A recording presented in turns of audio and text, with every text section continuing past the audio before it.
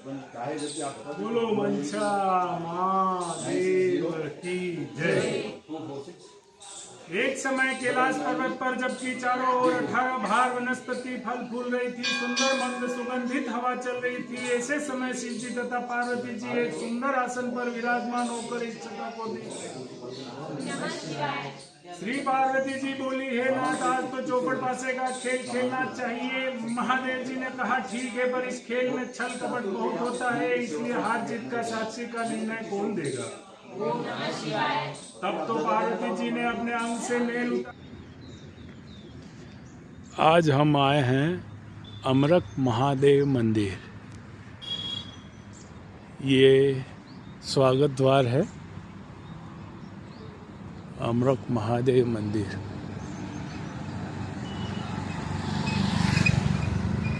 बहुत ही पहाड़ों में बसा हुआ ये अमरक महादेव उदयपुर में चिरवा जाते हैं तो रास्ते में आएगा, नाथद्वारा रोड है। ये आगे हैं हम, बड़ा भारी भव्य मंदिर अमरक जी महादेव मंदिर। काफ़ी पब्लिक आती है, वाहन भी काफ़ी पड़े हुए हैं, चारों तरफ पहाड़ियाँ हैं और हाईवे के नज़दीक है, नाथद्वारा हाईवे है, इसके पास में है। और यहाँ पे मंदिर भी बहुत खूबसूरत है। ये देखो सीढ़ियाँ बनी हुई और ऊंचाई पे मंदिर है। और ये अमरक जी महादेव मंदिर। जय हो महादेव की। आप मेरे चैनल को सब्सक्राइब कर लेवें ताकि मेरा हर वीडियो आप तक पहुँचे। ये अपना 8वां सोमवार है और 8वें मंदिर के मैं दर्शन कराने जा रहा हूँ। जय हो महादेव की जय। मनसा महादेव जी के सभी भक्तों को अमरक महादेव जी के यहाँ पे दर्शन के लिए आमंत्रित हैं। ये लोग बाग आए हुए हैं। आज की कथा हमारे यहाँ प्रारंभ होने जा रही है। ये महादेव जी के दर्शन करिए। जय हो महादेव की जय हो।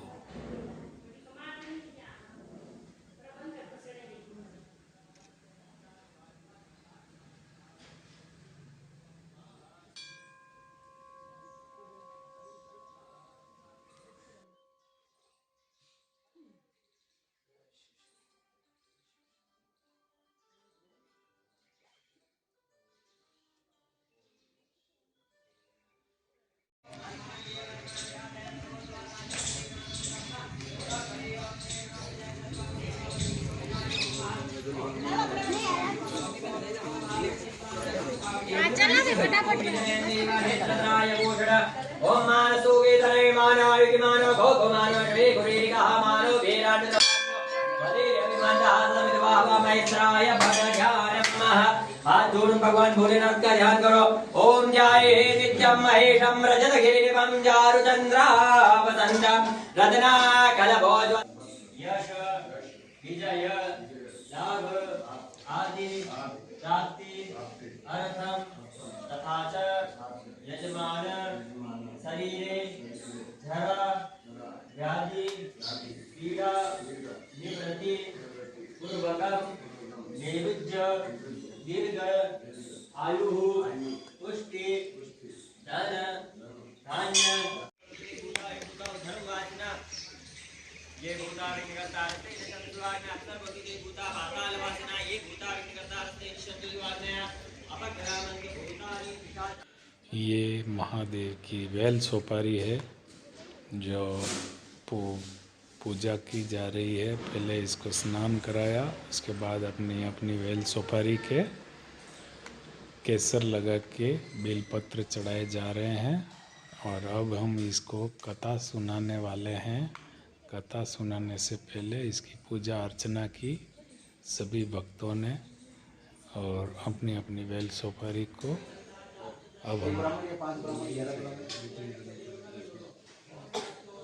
एक समय कैलाश पर्वत पर जबकि चारों ओर 18 भार वनस्पति फल फूल रही थी, सुंदर मंद सुगंधित हवा चल रही थी, ऐसे समय शिव जी तथा पार्वती जी एक सुंदर आसन पर विराजमान होकर इच्छता को देख रहे। श्री पार्वती जी बोली, हे नाथ, आज तो चौपड़ पासे का खेल खेलना चाहिए। महादेव जी ने कहा, ठीक है, पर इस खेल में छल कपट बहुत होता है, इसलिए हार जीत का साक्षी का निर्णय कौन देगा। तब तो पार्वती जी ने अपने अंग से मेल उतार कर उसका एक पुतला बनाकर बैठा दिया, जिसे महादेव जी सर जीवन कर बोले, हे पुत्र अंगद, हम दोनों चौपड़ पासे का खेल खेल रहे हैं, सो तू हमारे हारने जीतने की साथ बढ़ना। ओम नमः शिवाय। अब चौपड़ पासे का खेल शुरू हुआ। महादेव जी ने 2 बार पासे फेंके और अंगद से पूछा, बता कौन हारा और कौन जीता। तो अंगद ने कहा कि आप जीते तथा पार्वती जी हारे। ओम नमः शिवाय। जब तीसरी बार पार्वती जी ने आप पासे फेंके और अंगद से पूछा, बता कौन हारा और कौन जीता। तो अंगद ने कहा कि यद्यपि इस बार पार्वती जी जीती थी, परंतु अंगद ने सोचा मैं महादेव जी को हारा कहूंगा तो वह मुझे साथ दे देंगे। ओम नमः शिवाय। अतः उसने कह दिया कि महादेव जी जीते तथा पार्वती जी हारे। यह सुनते ही पार्वती जी को क्रोध आ गया और क्रोध में आकर अंगद को साथ दे दिया, जा तू कोढ़ी हो जा और भटकता फिर। तब तो पार्वती जी के श्राप से कोढ़ी व दुखी हुआ अंगद इधर उधर भटकने लगा और भटकते भटकते एक दिन एक विशाल भयंकर जंगल में जा पहुंचा, जहाँ उसे 12-24 कोस के बीच एक तालाब दिखाई दिया और जिसके आसपास बड़ पीपल के कई पेड़ खड़े थे और वहाँ इंद्रायणियां ब्रह्माणियां बहुत से देवी देवताओं की स्त्रियां मिलकर वहाँ व्रत कर रही थी। ओम नमः शिवाय। तो उन्हें ऐसा करते हुए अंगद ने उन्हें ऐसा करते हुए देखकर कहा कि बहनों, आप यह क्या कर रही हैं। तो देवांगनाओं ने उत्तर दिया कि हम महादेव जी के मनसावाचक व्रत को कर रही है, जिसके करने से सभी मनोकामनाएं पूर्ण होती है। ओम नमः शिवाय। तो अंगद ने तब तो उन्हें ऐसा करते हुए कहा कि देवांगनाओं को कहा कि मुझे भी इस व्रत को करना है। तो देवांगनाओं ने उसकी इच्छा को देखकर चावल सुपारी जलाकर व्रत प्रारंभ कराने का संकल्प करा दिया और कहा कि श्रावण महीने के कृष्ण पक्ष के प्रथम सोमवार से इस व्रत को शुरू किया जाता है। ओम नमः शिवाय। उस दिन किसी कुंवारी कन्या के हाथ से 2 बड़ी सूत कटवाकर उसका डोरा बनावे और पीली गेरू में रंगे और महादेव जी की आगे हर सोमवार पूजन तथा व्रत करता रहे। ओम नमः शिवाय। फिर कार्तिक शुक्ल चौथ के दिन उसका उजमना होवे। उस दिन 4.25 सेर आटा, 1.25 सेर घी, 1.25 सेर होकर गाँव में तोड़ बूझ कर उसका चूरमा बनावे। ओम नमः शिवाय। और उसका महादेव जी के भोग धरकर 4 बराबर भाग कर लेवे। प्रथम भाग शिव जी को निमित्त कर देवे, अर्थात किसी नाथ को दे देवे। दूसरा भाग किसी ब्राह्मण को दे देवे और तीसरा भाग किसी गौ को खिला देवे और चौथा भाग आप स्वयं प्रसाद के तौर पर ग्रहण करें। ओम नमः शिवाय। शेष बिना राजा रंग के छोटे बड़े का भेदभाव किए सबको बराबर बराबर बतरा देवे। ओम नमः शिवाय। और डोरा जो बनाया जाता है जब तक व्रत करें स्वयं धारण करें और उद्यापन के बाद उसे जल में पधरा देवे। बस यही इस व्रत का विधान है। तब तो अंगद ने नियमानुसार मनसावाचक व्रत प्रारंभ किया। लगातार 4 वर्ष तक करता रहा। इधर एक दिन बैठे ही बैठे पार्वती जी को अंगद की याद आई और वियोग से घबराकर महादेव जी से कहने लगी कि हे नाथ कोई ऐसा उपाय बतलाइए जिससे कि अंगद घर वापस लौट आए। ओम नमः शिवाय। तो भगवान शंकर जी पार्वती जी से कहने लगे कि हे प्रिय तुम मनसावाचक व्रत करो, तुम्हारी इच्छा अवश्य पूरी होगी। ओम नमः शिवाय। तब तो पार्वती जी ने विधि अनुसार डोरा बनाकर व्रत प्रारंभ किया और जो ही व्रत समाप्त हुआ अंगद कोढ़ रहित होकर विचरण करता हुआ पार्वती जी से आ मिला। तो पुत्र को देखते ही पार्वती जी खुशी के मारे हंसने लगी, परंतु अंगद ने सोचा कि मैं माता जी के बिना बुलाए लौट आया हूँ, यह जानकर वह हंस रही है, इसलिए वह गुस्से में भरकर वापस लौटने लगा। ओम नमः शिवाय। तो पार्वती जी ने उसको उठकर पकड़ लिया और बोली कि हे बेटा फिर से तू कहाँ जा रहे हो। तो पार्वती जी बोली, तो अंगद बोला कि मैं बिना बुलाए लौट आया हूँ, यह जानकर आप हंस रही है, इसलिए मैं वापिस जा रहा हूँ। तो पार्वती जी बोली, नहीं बेटा, मैं तुम्हारे आने से नहीं हंसी हूँ, मैं तो मनसावाचक व्रत के प्रभाव को देखकर हंसी हूँ, जिसे कि मैंने तुम्हारे मिलने की इच्छा से किया था। ओम नमः शिवाय। तो अंगद ने कहा कि हे माता, ये व्रत तो मैंने भी किया है। पार्वती जी बोली, ये व्रत तूने किया तभी तो तेरे श्राप का प्रभाव नष्ट हो गया, और यह व्रत मैंने किया जिससे मुझे खोया हुआ पुत्र फिर से आकर मिल गया। ओम नमः शिवाय। परंतु बेटा, अब तेरी क्या इच्छा है सो मुझसे कह। तो अंगद बोला कि हे माता, मेरी इच्छा है कि मैं उज्जैन का राजा बनूं। तो पार्वती जी बोली, अच्छा बेटा, तू अभी उज्जैन चला जा, वहाँ का राज्य तुझे मिल जाएगा। ओम नमः शिवाय। तो माता का आशीर्वाद पाकर अंगद वहाँ से चला और इधर उज्जैन जा पहुँचा।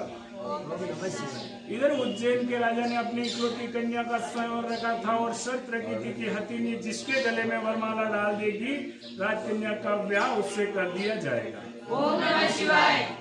अतः स्वयंवर के ठीक समय पर एक हथिनी को श्रृंगार कराकर उसकी सुंड में वरमाला देकर कहा गया कि हे हथिनी, तू देवी के समान है। अतः इस सभा में जो तुम्हें राजकन्या के योग्य वर दिखाई दे, जो उज्जैन का राज्य अच्छी तरह संभाल सके, उसके गले में वरमाला डाल दे। ओम नमः शिवाय। हथिनी माला लेकर चली और जहां अंगद बैठा था वहां पहुंचकर उसके गले में वरमाला डाल दी। यह देखकर लोगों ने कहा कि यह न मालूम कौन है, हथिनी चुप गई है। अतः इस लड़के को अंगद को वहां से हटाकर फिर से हथिनी को माला देकर प्रार्थना की गई। ओम नमः शिवाय। हे हथिनी, इस सभा में जो तुम्हें राजकन्या की योग्य वर दिखाई दे, जो उज्जैन का राज्य अच्छी तरह संभाल सके, उसके गले में वरमाला पहना दे। ओम नमः शिवाय। तब तो हथिनी दूसरी बार माला ले जाकर फिर से अंगद के पास जाकर उसके गले में पहना दी। तो लोग कहने लगे कि यह हथिनी इस लड़के से परच गई है, अतः इस लड़के को इस दरवाजे से बाहर बिठा दिया गया। ओम नमः शिवाय। परंतु जब हथिनी को तीसरी बार माला दी गई तो हथिनी दरवाजे से बाहर निकलकर फिर से उसी बालक को गले में वरमाला पहना दी। ओम नमः शिवाय। फिर क्या था, राजा ने कहा जैसा होनहार है होगा। नगर सेठ को बुलवाया और कहा कि इस बालक को तुम अपने घर ले जाओ और फला लग्न पर सज कर बारात सजा कर ले आओ। ओम नमः शिवाय। नगर सेठ बालक को अपने घर ले गया और लड़के का खूब श्रृंगार कर बारात सजा कर लग्न के समय ले आया। बड़ी धूमधाम के साथ विवाह संपन्न हुआ और राजा ने राजपाट कन्यादान में दे दिया। बोल मंचा महादेव की जय। विवाह पश्चात जब वरवधू महलों में गए तो राजकुमारी ने अंगद से पूछा कि हे नाथ, आपकी जाति क्या है, आपका नाम क्या है और आपके पिता व ग्राम का नाम क्या है। तो अंगद ने कहा कि राजकुमारी, मैं शिव पार्वती जी का लड़का हूँ, मेरा नाम अंगद है। तब राजकुमारी ने कहा कि महाराज, आपकी इस बात को कोई कैसे सच्ची मान सकता है, आप सत्य सत्य बतलाइए, वास्तव में क्या बात है।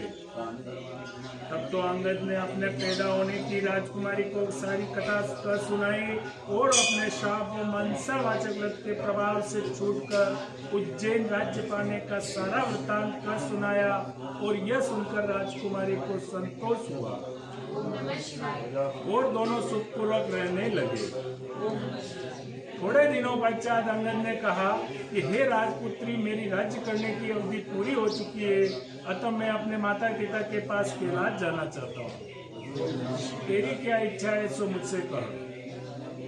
तो राजकुमारी ने कहा कि हे नाथ, मैं तो पुत्र धन व राज्य का सुख चाहती हूँ। तो अंगद ने कहा कि तुम मनसावाचक व्रत करो, तुम्हारी इच्छा अवश्य पूरी होगी।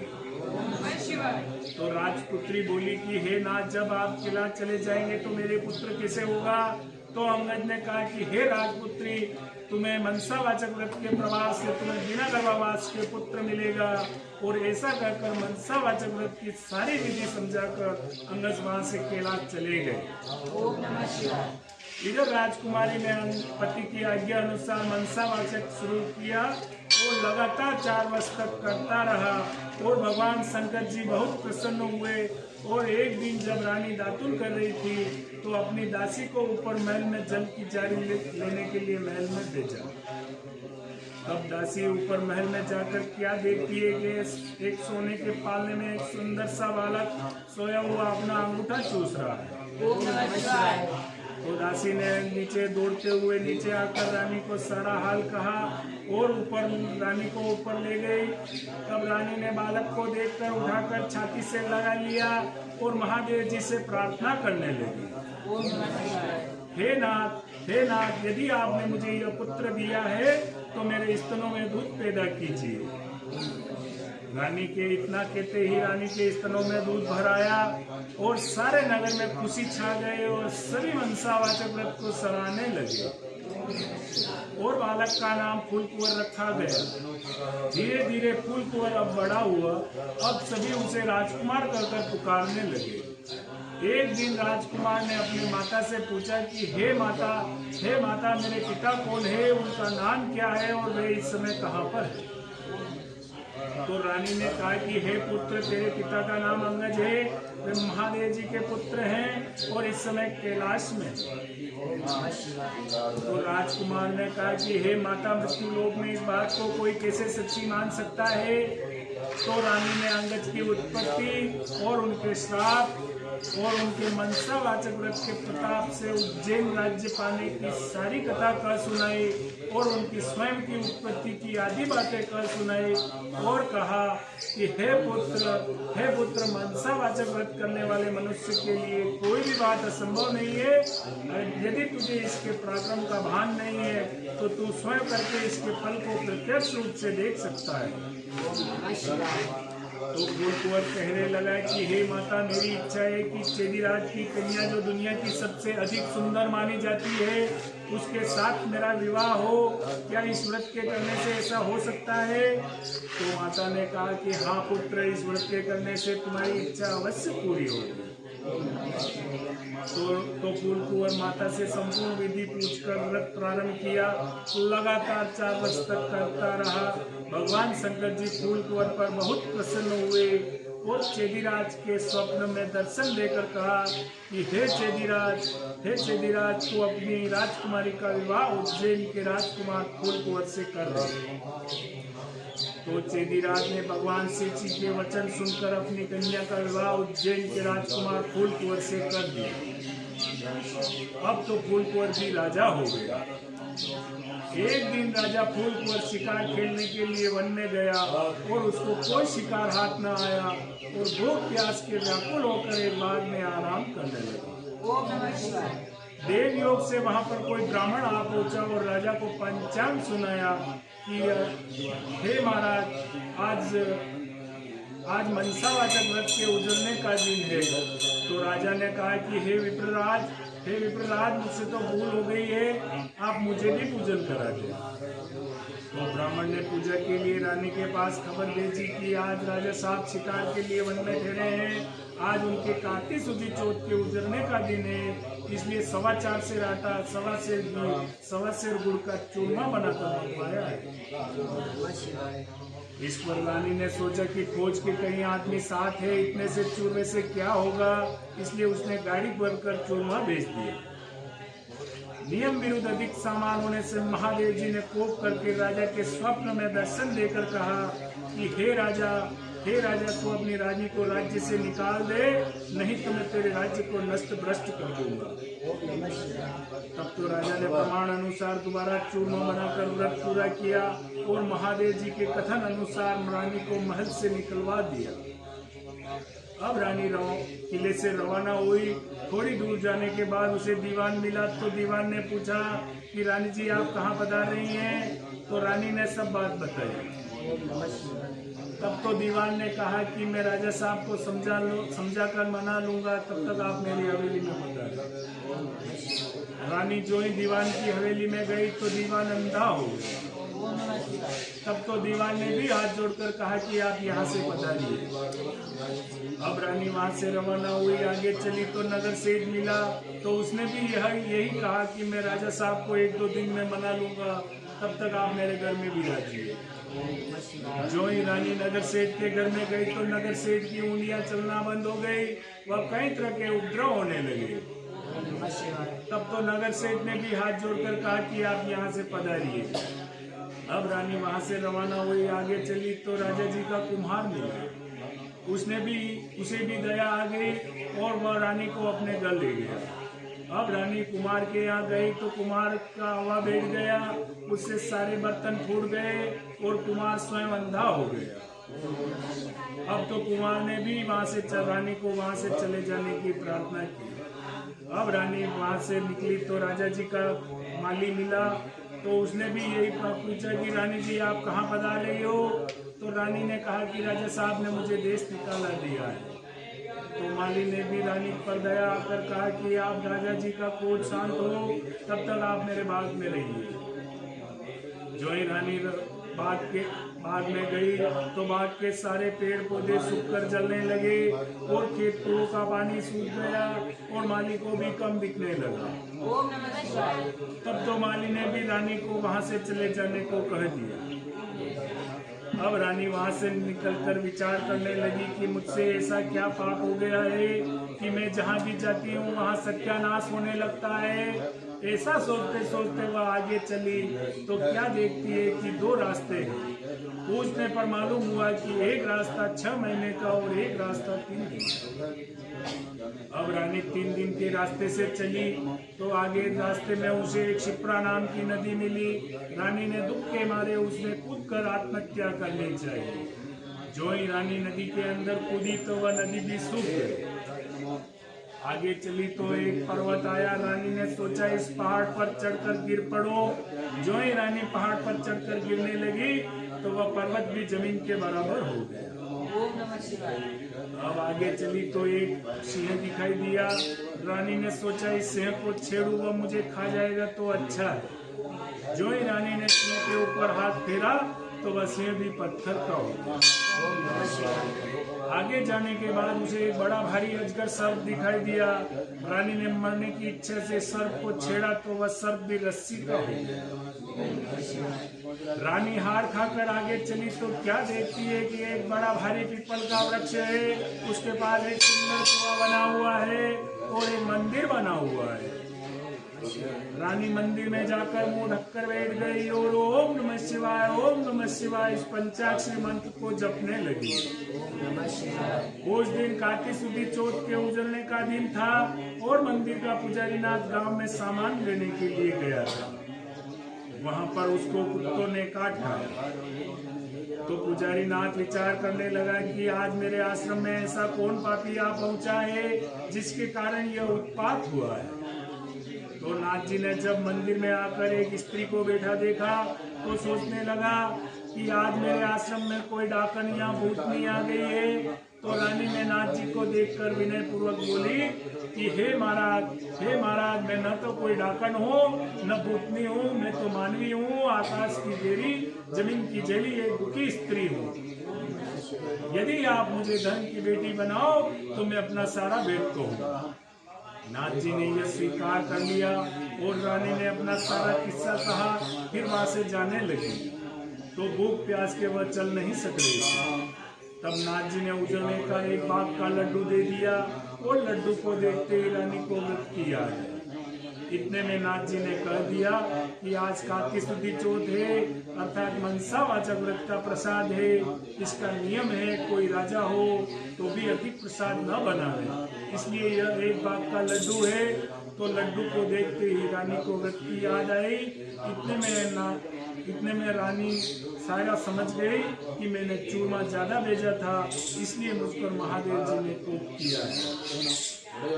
ऐसा विचार कर रानी ने नाथ जी से कहा कि हे महाराज इस व्रत को तो मैं भी करना चाहती हूँ। तब नाथ जी ने कहा कि यह श्रावण महीने का प्रथम सोमवार आ रहा है, उस दिन इस व्रत को तुम शुरू करना। तो रानी ने नियमानुसार व्रत शुरू किया और जब कार्तिक शुक्ल चौथ का दिन आया तो नाथ जी गाँव में सामान लेकर आ गए और 1.25 सेर घी, 1.25 सेर गुड़, 4.25 सेर आटे का चूरमा बनाया और कुंवारी कन्या से पौनी सूती सूत कटवाया, डोरा बनवाया, चूरमे के 4 भाग किए, शिव पार्वती जी की चित मन से पूजा की। इस प्रकार रानी को व्रत करते हुए 4 वर्ष हो गए और राजा फूलपुर के स्वप्न में दर्शन लेकर महादेव जी ने कहा कि हे राजा तू अपनी रानी को राज्य में बुलवा ले नहीं तो मैं तेरे राज्य को नष्ट कर दूंगा। तब तो राजा ने कहा कि महाराज अब रानी का कैसे पता लगेगा, आपकी आज्ञा से ही तो मैंने उसे देश निकाला दिया है। तो महादेव जी ने कहा कि हे राजा, तू अपने 4 विश्वासी नौकरों को पूर्व के दरवाजे भेज दे, वहाँ बिना नाटो बेलों की गाड़ी आएगी, वे चारों लोग उसमें बैठ जावे, वह गाड़ी उन्हें वहीं पर ले जाएगी जहाँ पर तुम्हारी रानी है। प्रातःकाल होते ही राजा के 4 आदमी भेज दिए, उन्हें बिना नाटो बेलों की गाड़ी मिली, वे चारों लोग उसमें बैठ गए, वह गाड़ी उन्हें वहीं पर ले गई जहाँ पर रानी रहती थी। सेवकों ने रानी को पहचान लिया और कहा कि रानी जी, राजा साहब आपको बुला रहे हैं, इसलिए हम लोगों को भेजा है। तब तो रानी ने नाथ जी से कहा कि मैं आपकी बेटी हूँ, आप मुझे सीख देकर भेजो तो मैं जाऊँ। तब नाथ जी ने मिट्टी के हाथी, घोड़े, रथपाल की आदि बनाकर मंत्र के छींटे दे दिए, जिससे वह सच्चे हाथी, घोड़े, रथपाल की बन गए। अब रानी ने कहा कि हे पिताजी, रास्ते में मेरे छूने से कई जीवों का नुकसान हुआ है, उनका भी उद्धार होना चाहिए, नहीं तो मुझे पाप लगेगा। नाथ जी ने शिव जी के निर्मल स्नान कराए हुए जल की जारी भरकर दी और कहा कि हे बेटी, ओम नमः शिवाय कहकर तू जल की जारी का जिस पर छींटा डालेगी, वह पुनः अपने असली स्वरूप को प्राप्त हो जाएगी। तब रानी जल की जारी लेकर पालकी में बैठकर रवाना हुई और नाथ जी को प्रणाम करके चारों सेवकों के साथ रवाना हुई। चलते चलते उसे रास्ते में वह सर्प आया जो रानी के छूने से रस्सी हो गया था। तो रानी ने ओम नमः शिवाय कहकर मंत्र का उच्चारण कर जल की जारी का टीका डाला, तो वह पहले जैसा सर्प बनकर चलने लगा। आगे वही सिंह जो पत्थर होकर पड़ा मिला, रानी ने ओम नमः शिवाय कहकर जो ही जल की जारी का छींटा डाला, तो वह जीवित होकर गरजता हुआ वन में चला गया। आगे वही पहाड़ आया जो रानी के स्पर्श से जमीन में धंस गया था, तो रानी ने ओम नमः शिवाय कहकर जो ही जल की जारी का छींटा डाला, तो वह पहले जैसा पर्वत हो गया। आगे वही नदी आई जो रानी के स्पर्श से सूख गई थी, तो रानी ने ओम नमः शिवाय कहकर जो ही जल की जारी का छींटा डाला, तो वह पहले जैसे गहरे निर्मल जल से बहने लगी। अब रानी ने पालकी फौज आदि को किले में भेज दिया, खुद उस बाग में गई जो उसके कारण सूख गया था। अब बागवान ने रानी को देखकर कहा कि हे रानी जी, फिर से आप क्यों आ रही हैं? पहले आपके कारण यह बाग सूख गया था। परंतु रानी के समझाने बुझाने के बाद माली ने फाटक खोला, तो रानी ने वहाँ जाते ही ओम नमः शिवाय कहकर जो ही जल की जारी का छींटा डाला, तो वह सूखा हुआ बाग अच्छा हरा भरा बगीचा हो गया। और फिर वहाँ से बगीचा हो गया और फिर वहाँ कोयले बोलने लगी और नाना प्रकार के फल फूल दिखाई देने लगे और खेत कुओं के पानी भी जल भरा। अब रानी वहाँ से रवाना हुई तो कुम्हार के यहाँ पर गई जो अंधा हो गया था, तो रानी ने ओम नमः शिवाय कहकर जो ही जल की जारी का छींटा डाला, तो कुम्हार की आंखें खुल गई और कुम्हार के आवे के सारे बर्तन सोने चांदी के हो गए। अब कुम्हार ने कहा कि हे रानी जी, ये सोने चांदी के बर्तन हमारे पास कौन रहेंगे? तब तो रानी ने कहा कि इसमें से 4 बर्तन ले जाकर तू राजा जी को भेंट कर देना, सेठ तू रखना, यह मेरा हुक्म है। इस प्रकार रानी नगर सेठ के घर पर गई तो नगर सेठ की हुंडियाँ चलना बंद हो गई, हुंडियाँ चलना चालू हो गई और व्यापार में लाभ होने लगा। और उसने कहा कि अंधता आपके पधारने से रिद्धि सिद्धि हुई है, अतः मैं खुशी से सारी नगरी को जिम्माना चाहता हूँ। तो रानी ने बात मान ली और नगर में ढिंडोरा पिटवा दिया, कल किसी के यहाँ पर धुआं नहीं निकलेगा, अगर किसी का चूल्हा जला तो 101 रुपया जुर्माना होगा। तो आगे रानी ने आगे चली तो दीवान के यहाँ पहुँची तो दीवान की भी आंखें खुल गई और सर्वत्र आनंद छा गया। अब रानी किले में पधारी तो राजा जी ने बड़ा भारी जलसा मनाया और स्वागत किया। दूसरे दिन नगर सेठ ने सारे नगर को जिमवाया और रानी जी से किले में जाकर प्रार्थना की, अन्यथा आप भी अरोगे। तो रानी ने कहा कि आज मेरे कार्तिक शुक्ल चौथ के उजड़ने का दिन है, किसी भूखे आदमी को जिमवा कर जिमूंगी। परंतु सारे नगर के लोग तो नगर सेठ के यहाँ पर जीमने गए थे। ढूंढते ढूंढते धोबी घाट पर एक अंधी बहरी कोड़ी धोबिन भूखी पड़ी मिली। रानी की आज्ञा से उसे लाया गया, उसे स्नान कराया गया और उसका स्नान कराते उसका सारा कोढ़ मिल गया और उसको जो ही मनसावाचक व्रत की सारी कथा सुनाई, उसको कथा सुनाते उसके लिए स्वर्ग से विमान आया। बूढ़ी धोबी कथा सुनने प्रसाद लेने मात्र से सदैव सदैव के लिए वैकुंठ चली गई। इस प्रकार राजा रानी हर साल मनसावाचक व्रत करते रहे, संसार के सभी सुखों को भोगते रहे। अंत में पुत्र को राजगद्दी देकर शिवलोक सिधार गए। बोल मनसा महादेव की जय। इस प्रकार मनसावाचक व्रत अर्थात शिव पार्वती व्रत की बड़ी भारी महिमा है। श्रावण महीने के प्रथम सोमवार से कार्तिक शुक्ल चौथ का यह सर्व मनोवांछित फल देने वाला है। बोल मनसा महादेव की जय, बोल भोले नाथ की जय, महादेव की जय, बोल शिव पार्वती मैया की जय, बोल चार भुजा नाथ की जय, बोल आदि आनंद की जय, बोलो अपने माता पिता गुरुदेव की जय।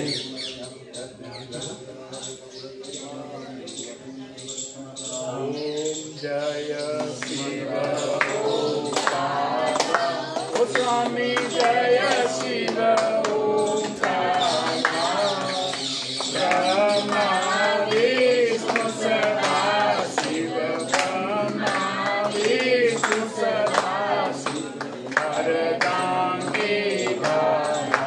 ओम जय शिव ओंकार, एकानंद चतुरानंद पंचानंद राधे, स्वामी पंचानंद राधे। हंसासन गरुड़ासन, हंसासन गरुड़ासन, विश्वान साधे। ओम जय शिव ओंकारा, दो भुज चार चतुर भुज दस भुज ते सोवे, स्वामी दस भुज ते सोवे। तीनों रूप निरखता, तीनों रूप निरखता, त्रिभुवन मन मोहे। ओम जय शिव ओंकारा, अक्षमाला वनमाला रुणमाला धारी, स्वामी रुणमाला धारी।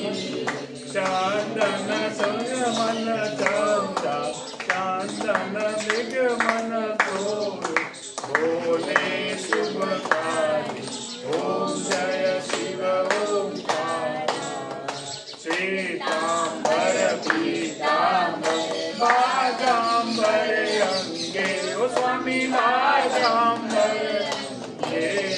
सनकादित ब्रह्मादित, सनकादित ब्रह्मादित, भूतादित संगे। ओम जय शिव ओंकार, कर्मज शुकमंडल जगति शुल धरता, स्वामी जगति शुल धरता। जग करता जग भरता, जग करता जग भरता, जग पालन करता। ओम जय शिव ओंकारा, ब्रह्मा विष्णु सदा शिव, जानत अविवेका, ओ स्वामी जानत अविवेका। प्रणवाक्षर के माझे, प्रणवाक्षर के माझे, ये तीनों एका। ओम जय शिव ओंकारा, त्रिगुण स्वामी जी की आरती, जो कोई नर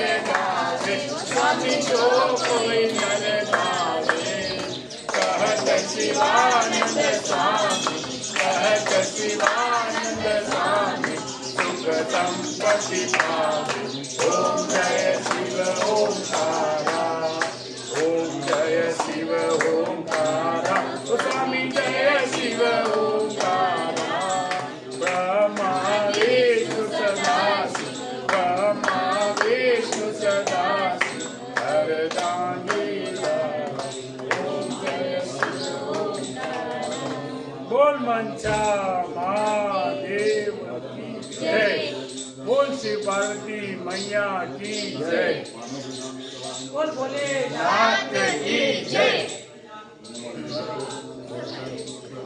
बोलो अमरक महादेव की जय।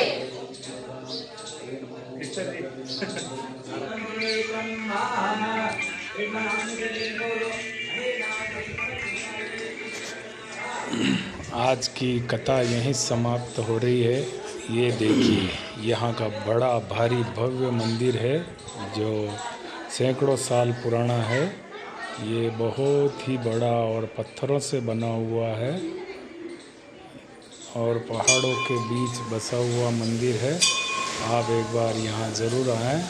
ये देखो गुम्मट मंदिर के बाहर, यहाँ पे देख के पूजा अर्चना की जाती है। ये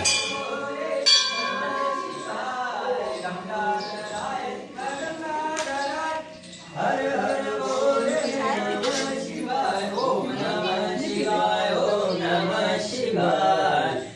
हर भोले नमः शिवाय जटाधराय शिव जटाधराय हर हर भोले नमः शिवाय जटाधराय शिव जटाधराय हर हर भोले नमः शिवाय ओम नमः। ये बाहर शिव जी के नंदी विराजे हुए हैं।